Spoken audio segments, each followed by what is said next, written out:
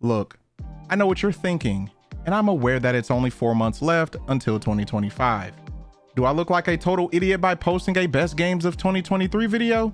Sure, but as we all know, 2023 was an amazing year for gaming.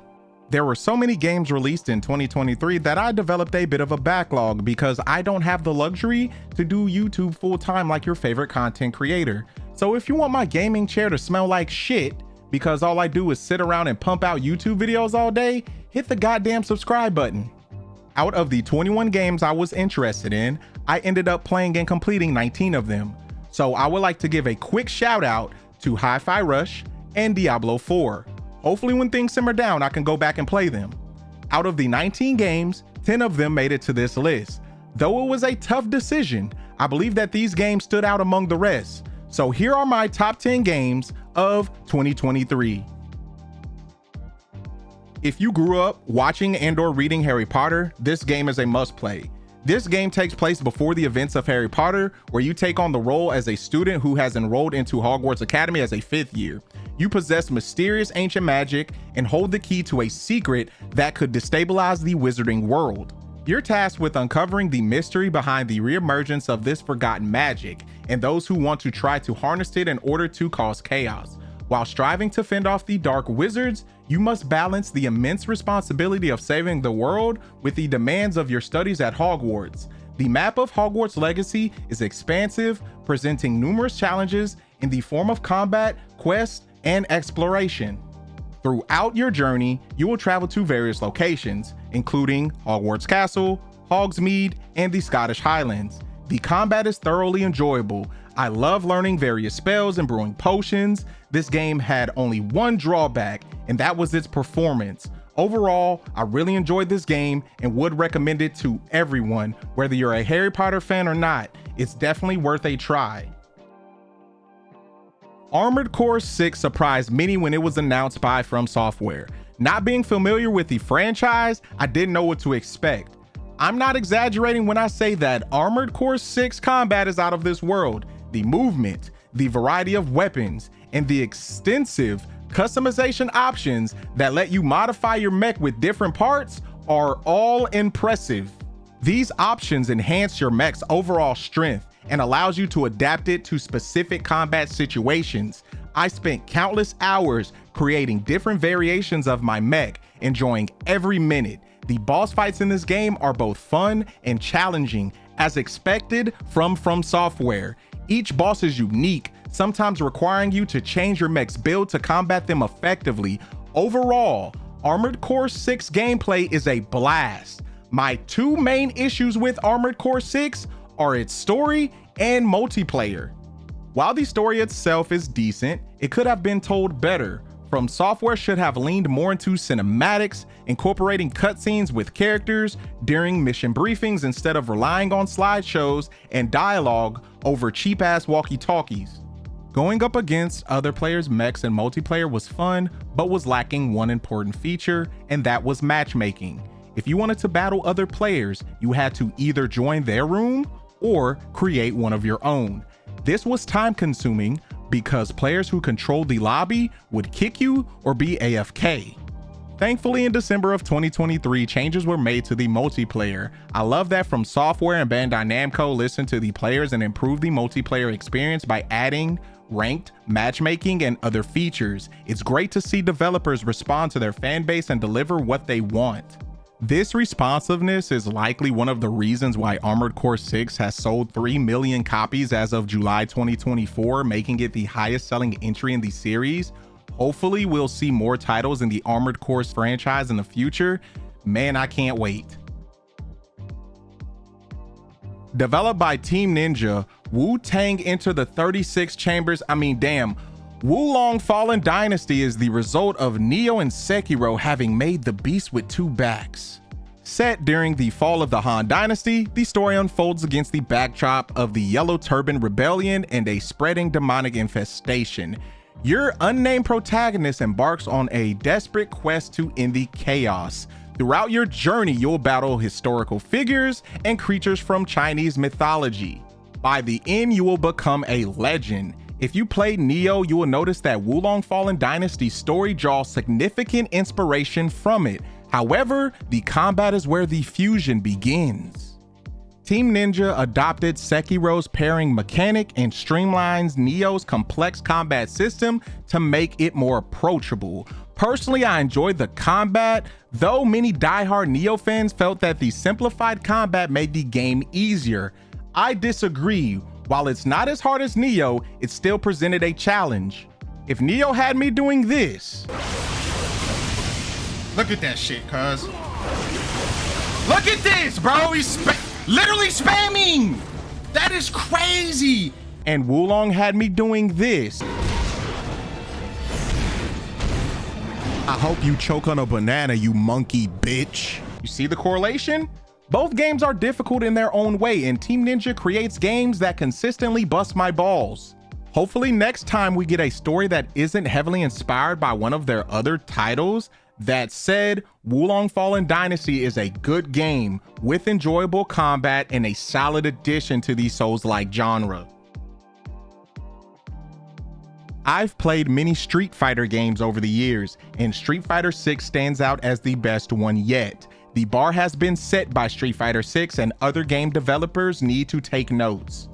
Beyond the standard arcade mode and multiplayer, Capcom has truly outdone themselves with this installment by adding 2 new modes and updated features. One of the standout additions is the World Tour mode, which introduces a fresh way of storytelling for the franchise. In this mode, you can create your own fighter and explore the open world of Metro City. You'll encounter characters from the Street Fighter universe, learning their various fighting styles, gaining experience, and unlocking new gear. As you progress, you'll watch your character grow and discover the true meaning of strength. For those who want to showcase their customized characters online, the Battle Hub is the place to be. Here, players from around the world come together to engage in battles. The hub is a fully explorable area where you'll see characters ranging from normal looking to deformed abominations. You can participate in casual, ranked, and avatar battles, play mini games, and even join tournaments, all within one mode. When you think of fighting games, a mode like Fighting Grounds usually comes to mind. This mode includes familiar options such as training mode, versus mode, and arcade mode. While arcade and versus mode remain largely unchanged, the training mode has been enhanced with a plethora of new tools to help you improve your skill.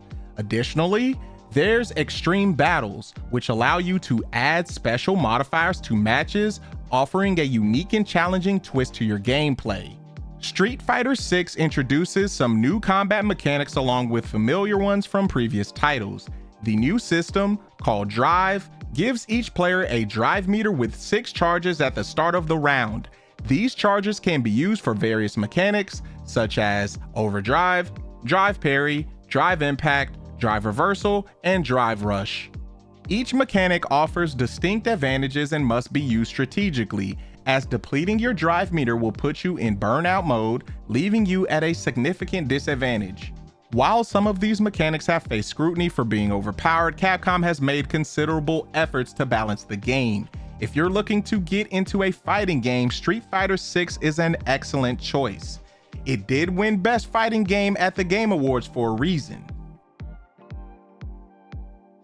Many people were disappointed when this game didn't win any awards. However, it's important to recognize that 2023 was an exceptionally competitive year for gaming.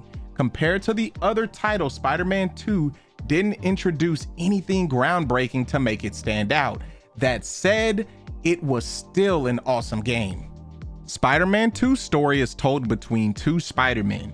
It goes beyond action-packed sequences, weaving a captivating narrative that resonates emotionally. Within the heart-pounding moments of heroism lies a tapestry of profound lessons strategically interwoven by skilled writers to encourage self-reflection.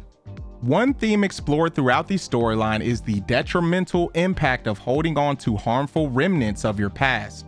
You'll witness characters, both heroes and villains, undergo transformative journeys, discovering their self-worth and making the most of second chances. If you're like me and love games that prioritize cinematics, Spider-Man 2 is the perfect game. The story is great, the voice acting is amazing, and the action is non-stop.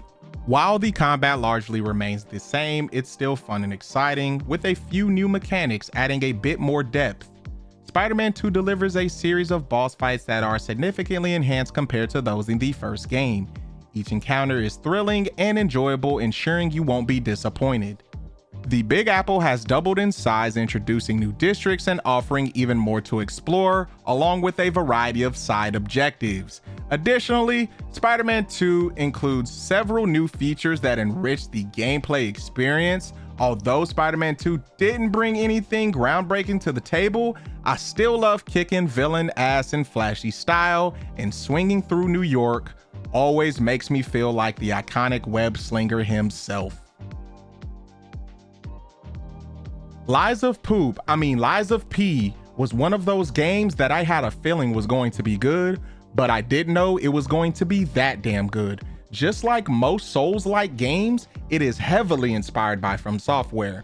Lies of P's world offers a Eurocentric style and a wicked tone that is reminiscent of Bloodborne, all while blending in a fairy tale narrative. Inspired by the 1883 novel The Adventures of Pinocchio, Lies of P reimagines the story of Pinocchio in a dark and gritty way. This tale takes place in the city of Krat. This city is technologically advanced and has developed numerous mechanical inventions, with the greatest being the puppets. These robotic puppets assist citizens with menial tasks. To ensure they pose no threat to the population, the puppets were programmed with rules that forbade them from lying or attacking humans. However, on one fateful day, the puppets rebelled and slaughtered most of the human population. You play as P, a puppet with the unique ability to lie.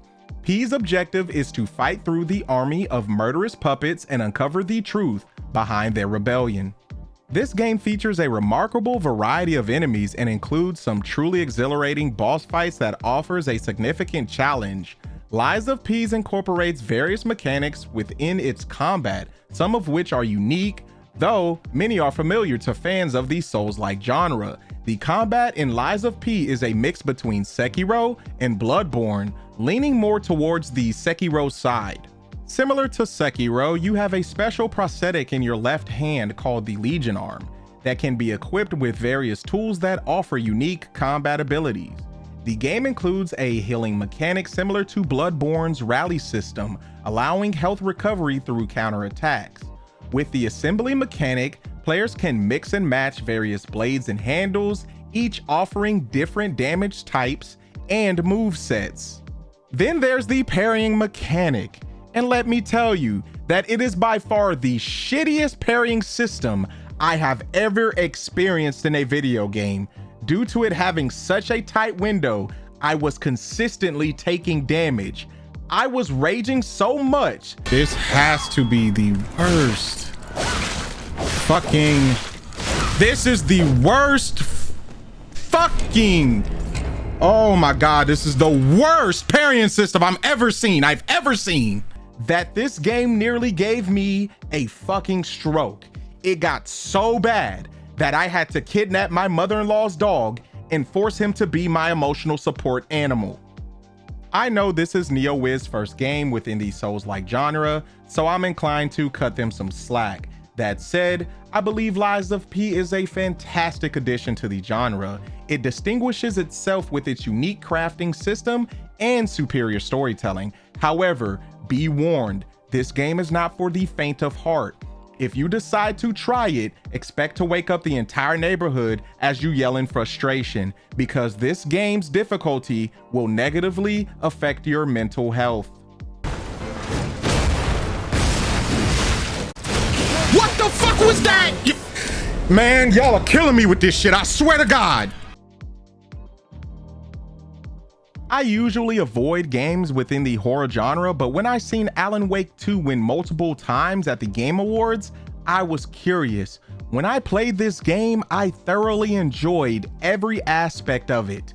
The story, the characters, the gameplay, and the detailed graphics. I love how this game demands your full attention, Unlike most games where you can somewhat turn your brain off while playing, with Alan Wake 2, you can't. Alan Wake 2 is a tale told from the perspective of two characters. The story revolves around investigating a series of ritualistic murders in Brightfall. You play as Saga Anderson, an FBI agent with a reputation for solving impossible cases. Within the realm of the dark presence, Alan desperately tries to escape by writing a story that reshapes his reality. Saga and Alan are two heroes, separated by two realities, desperately trying to solve the mystery before them. They are connected in ways neither of them can fully understand, reflecting and echoing each other and affecting the worlds around them. The combat in Alan Wake 2 largely remains the same, but now includes a weak spot mechanic that rewards precision by causing increased damage to enemies when you shoot the glowing point. Additionally, the game features an expansive arsenal for both Saga and Alan, along with weapon upgrades and skill trees for both characters. Boss fights deliver exhilarating thrills and formidable challenges, keeping players on the edge of their seats throughout each encounter. Alan Wake 2 presents one of the most daring and mind-twisting survival horror stories I've ever experienced. This psychological thriller stands out as a top-tier horror survival title within its genre, filled with jump scares and intense moments. So if you want to play a great game that makes you think, Alan Wake 2 is the game for you. Just make sure to keep the lights on if you're a scaredy cat like me. Before you bust my balls in the comment section, I know it's blasphemy to some people to have this game at number 3. I like to start off by saying, this game is amazing. It deserved to win Game of the Year. Though its combat was strategic and challenging, in my opinion, turn-based combat is slow, and I personally prefer games with fast-paced combat. But that didn't stop me from putting over 120 hours into this game. Baldur's Gate 3 is a story-rich tabletop CRPG set in the universe of Dungeons & Dragons, where every decision you make shapes the tale. Alliances will be forged, bonds will be broken by betrayal, sacrifices will be made, and the lure of absolute power will test your resolve. I can't stress to you enough that everything you do can affect the story within the game. From character customization to choices you make will give you different outcomes on your quest.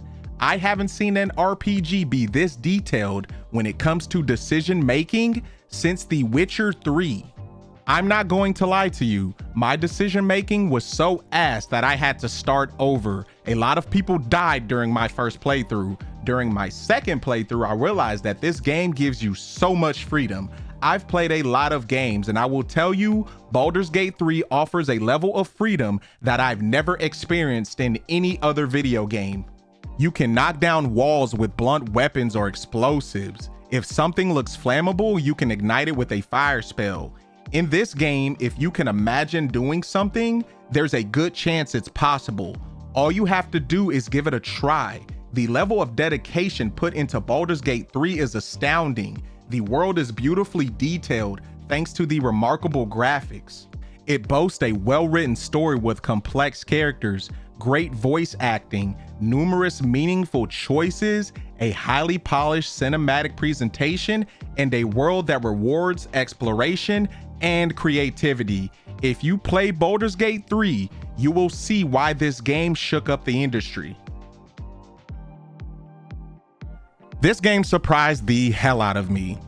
If it wasn't for my friend, I wouldn't even know this game existed.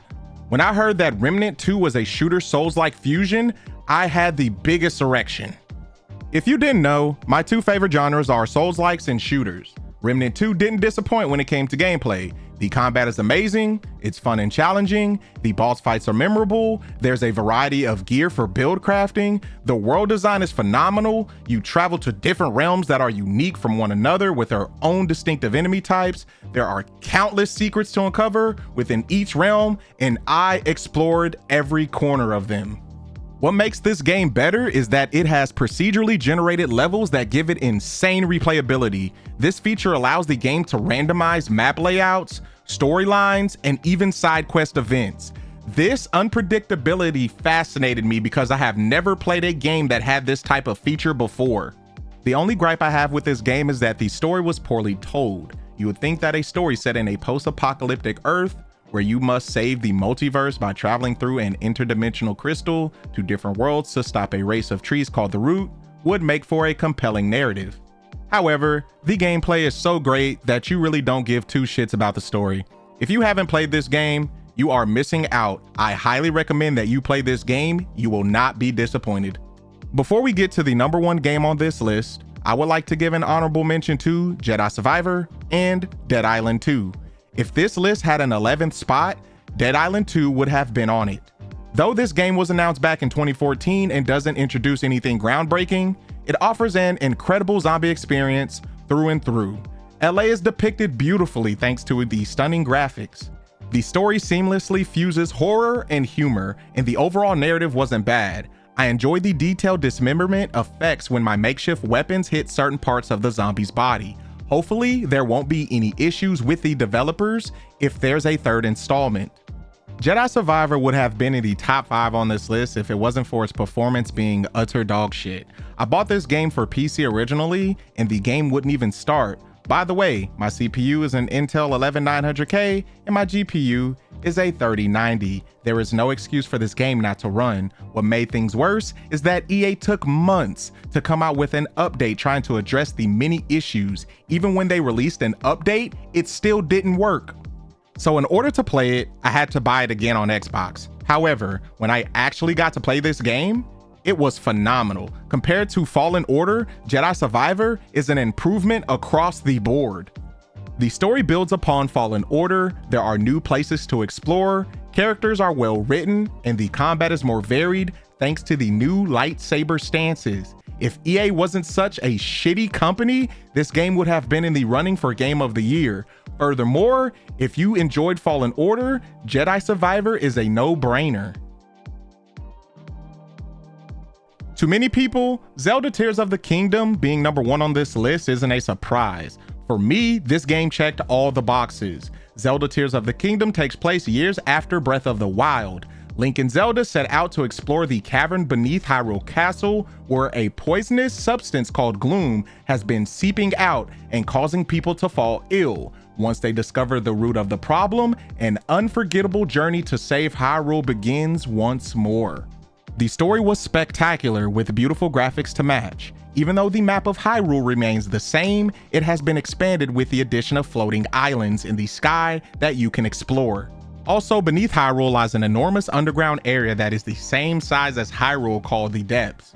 To match the new verticality, the developers at Nintendo introduced an insanely creative build mechanic that makes you rethink what is possible. You can do things like build flying vehicles and fuse your weapons with just about any object lying around. I found myself fusing a boomerang to a laser beam, and I even fused the Master Sword with some meat. I'm not saying all your inventions will work properly, but with this mechanic, you can use your imagination to create just about anything. Whoever came up with this building mechanic is a fucking genius. It's even more genius how Nintendo managed to run this amount of physics on an aging console like the Switch. Other notable abilities I would like to mention are Link's Ascend ability and Recall ability. With the Ascend ability, Link can pass through solid objects above him. The Recall ability allows Link to reverse an object's movements, enabling him to recover thrown weapons, send back projectiles, and ride boulders that have fallen from the sky all the way back up. Zelda Tears of the Kingdom is an incredible sequel, improving upon everything that its predecessor previously accomplished. If you haven't played this game, you don't know what you are missing. If you don't own a Nintendo Switch, I recommend that you buy one just to play this game. It will be worth it. That will be it for today's video. If you enjoyed my 10 best games of 2023, make sure to like and subscribe. Share which games you thought were the best of 2023 down in the comments section. Don't forget to tap that notification bell so you can stay up to date on my content. Make sure to watch the full review of the games mentioned in this video for more details and funny moments. Stay safe, my friends, and take care of one another. Peace.